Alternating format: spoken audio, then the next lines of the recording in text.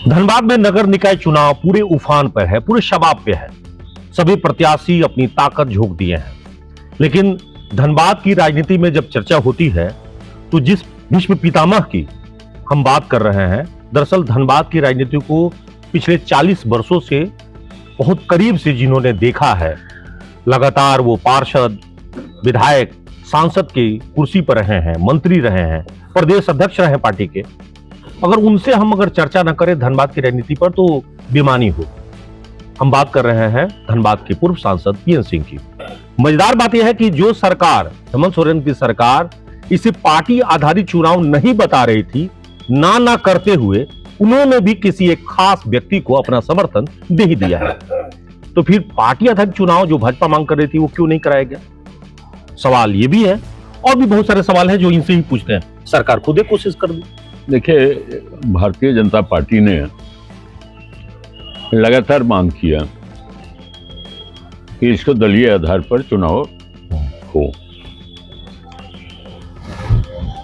झारखंड सरकार के माननीय मुख्यमंत्री ने इनकार किया और चुनाव आयोग ने इसको दलीय आधार पर मान्यता नहीं दी।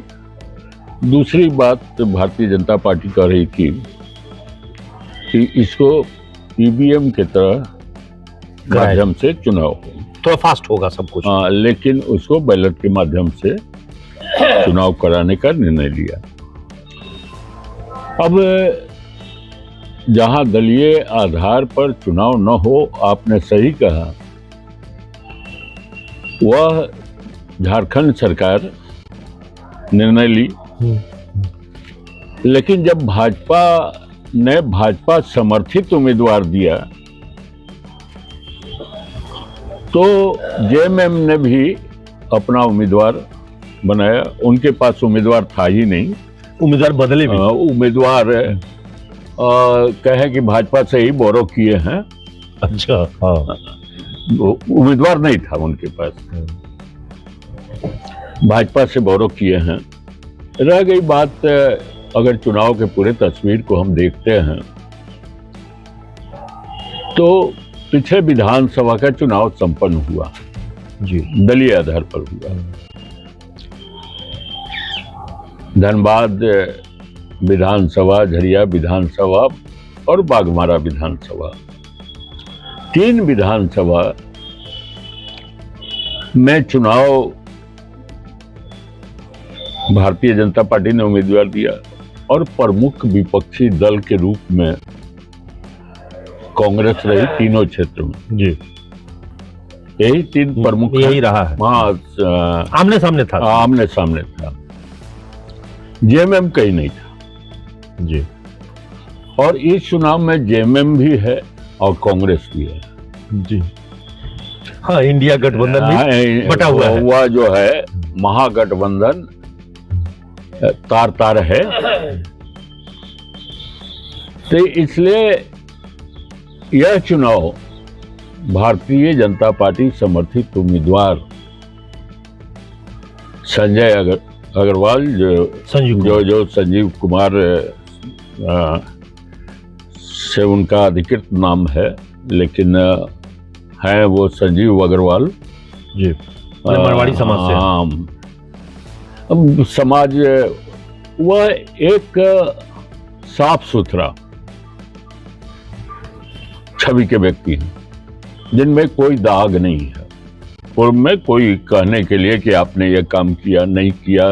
वह भारतीय जनता पार्टी के कार्यकर्ता रहकर भारतीय जनता पार्टी की सेवा करते रहे और आज इस चुनाव में एक साफ सुथरा छवि वाले को भारतीय जनता पार्टी ने अपना समर्थन दिया है, जिस पर कोई दाग नहीं है। पढ़ा लिखा व्यक्ति है। कहूं कि एक युवा तुर्क ही के उम्र में भी बहुत ज्यादा नहीं है। तो भारतीय जनता पार्टी का विधानसभा में तीनों क्षेत्र में विजय हुआ था। उस दृष्टिकोण से अगर देखें तो विपक्ष में भी बिखराव है और इस चुनाव में भी भारतीय जनता पार्टी समर्थित उम्मीदवार संजीव कुमार जीतेंगे, ऐसे ऐसा विश्वास है। लेकिन बिखराव की जहां तक बात आप बोले, तो जो इंडिया गठबंधन में बिखराव है, कांग्रेस और जेएमएम अलग अलग लड़ रही है, वही हाल आपकी पार्टी में भी तो कई बागी उम्मीदवार आ गए। नहीं नहीं, बागी उम्मीदवार तो समर्थित हो गए या निर्दलीय हो गए। जी।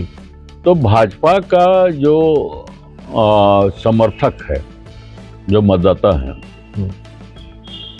भाजपा के कार्यकर्ता छिट फुट इक्का दुक्का इनके साथ जा सकते हैं। नहीं, लेकिन संजीव सिंह, भृगुनाथ भगत और मुकेश पांडे, अगर ये लोग भी भाजपा के ही हैं, भाजपा को नुकसान तो हो सकता है। नहीं, यह अपने खोज में है वोटर। अच्छा। भाजपा का वोटर पर यह चुनाव नहीं लड़ रहे हैं। अच्छा, मतलब खुद के दम पे है। अपना कहीं चंदमारी करेंगे जेएमएम का, कहीं कांग्रेस का, कहीं, तो ये इसलिए। लेकिन कांग्रेस में तो, कांग्रेस का शमशेर तो इसी बात का खुश है कि भाई ये आपस में लड़ रहे हैं, हिंदुत्व की बात करने वाली है, 4 कुड़ी में बटे हुए हैं, 6 कुड़ी में बटे हुए हैं ना। वो उसी तरह से कांग्रेस में भी तो है, रवि चौधरी जी लड़ रहे हैं। तो अभी आप लोग, अभी तो कांग्रेसी अपने आप को मान ही नहीं रहा है, वो अपने आप को निर्दलीय चल रहा है। ये अलग बात है कि उन्होंने विधानसभा के चुनाव तक वह कांग्रेस के टिकट के लिए एस्पिरेंट थे। आज उनको मिलेगा, आज सिंबल आ जाएगा, उनका योगदान कांग्रेस की सेवा में है। तो आज भी आप जहां रहते हैं वहीं हाउसिंग कॉलोनी में कांग्रेस को जब यहां से बेदखल हो गया कार्यालय जी, तो वहां हाउसिंग कॉलोनी में वह अपने मकान देकर मुफ्त में, भाड़ा नहीं लेते हैं। अच्छा, दान दिया, कांग्रेस का कार्यालय चलवा रहे हैं। दान दिया या नहीं दिया ये हम नहीं, मुझे पता नहीं। कांग्रेस का कार्यालय चलवा रहे हैं। तो बिना लाभ की इच्छा से तो कोई दान देता नहीं। तो कैसे मानूं कि कांग्रेस के वो नहीं है? उनका पुत्र भाजपा में ज्वाइन किया था। अच्छा, एक बार, लेकिन उनका अपना पिछले लोकसभा चुनाव में भी, इसके पूर्व काल 19 में भी लोकसभा में चुनाव में कांग्रेस के लिए वो काम किए, खुलेआम काम किए। नहीं तो अभी तक उनके दिमाग में चल रहा है कि भाई हम शिक्षाविद होने के नाते यहाँ पे अपना संस्थान चला रहे हैं नहीं, सब कोई व्यापार कर रहा है। ये तो धनबाद कोई शहरी क्षेत्र, कृषकों का क्षेत्र नहीं है जी। ये तो लोग कुछ न कुछ व्यापार में लगे हुए हैं। नौकरी पेशा व्यापार, नौकरी पेशा या तो निजी फर्म होगा या सरकारी होगा, सरकारी चुनाव नहीं लड़ सकते, तो सब जीविकोपार्जन के लिए कुछ न कुछ व्यापार करते हैं जी। वो भी कर रहे हैं। मैं डायरेक्ट कोई समाज सेवा से नहीं आया है, समाज सेवा करके नहीं आया। समाज सेवा का तो कोई इतिहास नहीं है। समाज सेवा उनका एनजीओ है, तो एनजीओ समाज सेवा करने का काम तो अभी नहीं किया है कोई। यह शिक्षा। लेकिन आपके पार्टी के ही जो पदाधिकारी रहे हैं सत्येंद्र जी, अभी प्रशांत किशोर के रोल में वही है, वही तो उनके साथ उठना बैठा वही घूम रहे हैं, तो भाजपा के लोग तो उनके साथ में भी घूम रहा है। मैंने प्रारंभ में ही आपसे कहा कि इक्का दुक्का लोग सब जगह, हाँ वो सब, वो हर एक चुनाव में होता है। तो क्या आज के समय में कोई एक नेता किसी एक पर्टिकुलर जाति के सहारे, किसी पर्टिकुलर पैसे के सहारे या अपने नाम के सहारे बैतरनी पार कर लेगा चुनाव का, कि सबकी चाहिए? कोई पैसे के सहारे अगर चाहता है चुनाव जीतना, तो यहाँ के मतदाता भाई बहनों से मैं अपील करूंगा कि आप स्मरण करें, यहाँ के चुनाव आज आयुक्त हुए थे सेशन साहब, हाँ, टीएन शेषन। उन्होंने अपील किया था देशवासियों से कि अपने उम्मीदवार ऐसे उम्मीदवार का चयन करें जिस तरह से अपने बेटी के लिए कोई वर खोजने जाते हैं तो उसमें सब गुण देखते हैं, योग्यता देखते हैं, सारा चीज।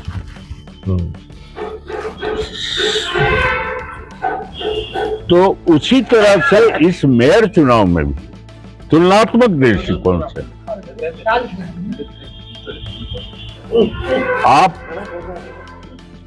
तुलना कर अच्छे उम्मीदवार, और भारतीय जनता पार्टी ने सोच समझकर, जिस पर कोई दाग नहीं,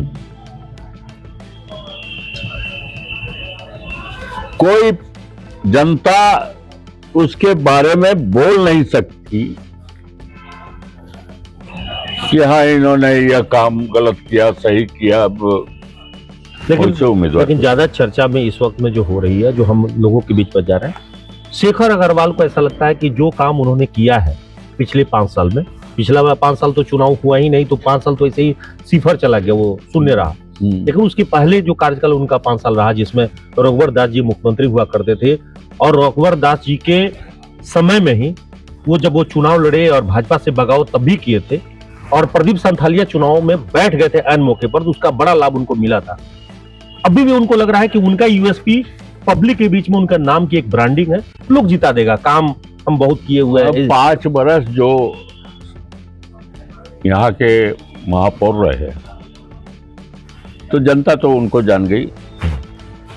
स्वाभाविक है कि जो 5 बरस पोस्ट पर रहा है, मेयर रहे, कोई एमएलए रहे, कोई एमपी रहे, तो जनता उसके बारे में चर्चा तो करेगी। अब आपका सवाल है कि 5 बरस में उनका कार्यकाल कैसा रहा। जी,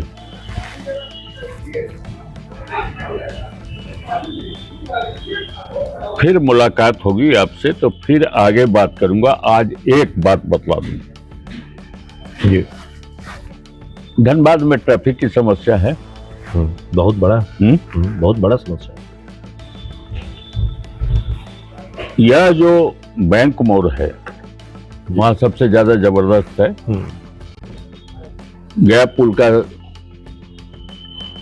तो कुछ रास्ता निकल रहा है जी, अब, हाँ रास्ता निकल रहा है, वहां निकल रहा है, बन रहा अंडर पास। उधर सराय ढेला में जो जाम की समस्या है उसमें भी प्रमुख रूप से 4 जगह, एक बस स्टैंड के पास था, वो भी अब कम हुआ है। इसके लिए बैंक मोड़ के ट्रैफिक समस्या के हल के लिए आपको भी पता है, मैंने प्रस्तावित किया, यहाँ के डीसी से बात किया, रेलवे से बात किया कि आप यह झरिया लाइन बंद हो गया है जी, जिसको झरिया पुल कहते हैं, वहां से सड़क जोरा फाटक तक बना दीजिए कि जो बैंक मोड़ पर लोड है वो कम हो जाएगा, जिसको झरिया जाना है, सिंदरी जाना है, और या कहूं कि बोकारो जाना है, सही है, टाटा जाना है, रांची जाना है, वह इस रास्ते से आ जाएंगे और अपना बोकारो भी धनसार नई दिल्ली होते हुए चले जाएंगे, रांची भी चले जाएंगे, टाटा इधर होकर चले जाएंगे, बैंक मोड़ जाने की आवश्यकता नहीं पड़ेगी। तो आपके इस प्रस्ताव को अवरोध कौन बना? आपके इस प्रस्ताव पर अवरोधक कौन हो गए? अभी सार्वजनिक हुआ यह बात, रेलवे ने कहा कि प्रस्ताव जो है डीसी से भिजवा दीजिए। ठीक है, चाहिए, सही है। अभी अब प्रक्रिया थी, तब तक इन्होंने जाकर रेलवे से एमओयू कर लिया कि उस जगह पर पार्क बनेगा। हुआ था कि नहीं? हुआ था, बिल्कुल सहमत हूं आपके बात। आज तक पार्क नहीं बना, आना रेलवे या रोड बना, न बैंक मोड़ के ट्रैफिक की समस्या का हल हुआ। असल में वो चाहते नहीं थे कि आपके नाम पे कोई क्रेडिट जाए। क्यों? हमसे क्या? मैं सांसद था और मेयर थे। हमसे और उनसे कंपटीशन एक ही पार्टी के थे। बावजूद उन्होंने कहा कि जब आपके सुझाव पर एक बार रिएक्ट किया था कि मैं बुद्धू हूँ, मैं इतना काम कर रहा हूँ फिर भी बुद्धू हूँ, एक बयान आया था उनका।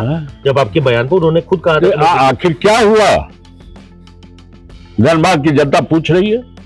तो धनबाद की जनता तो अभी पूछ रही है कि 70 बास क्यों नहीं चल पा रहे हैं। धनबाद की जनता तो ये पूछ रही है कि 410 करोड़ का वो लागत से 8 लेन पुल बन सकता है, तो ये 100-150 करोड़ का ये फ्लाईओवर क्यों नहीं बन सकता था? आप पूजा टाकी से पुल सीधे निकाल के बाहर क्यों नहीं निकाल सकते? मुटकुरिया तक क्यों नहीं ला सकते थे? उसको वासेपुर तक क्यों घुमा दिए? बहुत सारा सवाल है। सवाल तो ये भी पूछ रही है जनता। सवाल उसका भी मेरे पास रिकॉर्ड है। सीवरेज ड्रेनेज क्यों नहीं? सरकार ने जवाब दिया कि यहां जब फ्लाईओवर की बात उठी, सरकार ने जवाब दिया कि मटकुरिया से फ्लाईओवर बन रहा है, इसकी आवश्यकता नहीं। मतलब पूजा टैकेज वाला को ये कर दिया, खारिज कर दिया। हाँ, तो ये तो सीधा था ना, हमको सीधा गया पुल का दोहरीकरण, उसका भी कार्ड था, यह मैं प्रस्ताव मेरा था